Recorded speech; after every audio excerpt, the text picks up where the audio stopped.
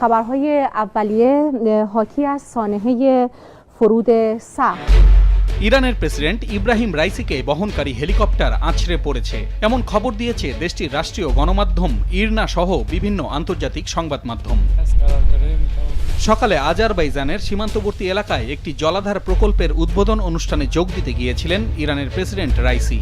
সেখান থেকে ফেরার সময় আজারবাইজানের সীমান্ত সংলগ্ন জোলফা শহরের কাছে জরুরি অবতরণের সময় দুর্ঘটনার কবলে পড়ে তাকে বহনকারী হেলিকপ্টারটি। যে হেলিকপ্টারটি দুর্ঘটনার কবলে পড়েছে সেটিতে প্রেসিডেন্ট রাইসি ছাড়াও ছিলেন পররাষ্ট্রমন্ত্রী হোসেন আমির আবদুল্লাহিয়ান। ইরানের রাষ্ট্রীয় সংবাদ মাধ্যম জানিয়েছে প্রেসিডেন্ট রাইসিকে বহনকারী হেলিকপ্টারটি দুর্ঘটনার কবলে পড়ার পর সেটি থেকে জরুরি ফোন কল এসেছিল। হেলিকপ্টারে প্রেসিডেন্টের সঙ্গে থাকা কর্মকর্তারাই ওই ফোন করেছিলেন। ফলে এ দুর্ঘটনায় কেউ হতাহত হননি বলে প্রাথমিকভাবে ধারণা করা হচ্ছে।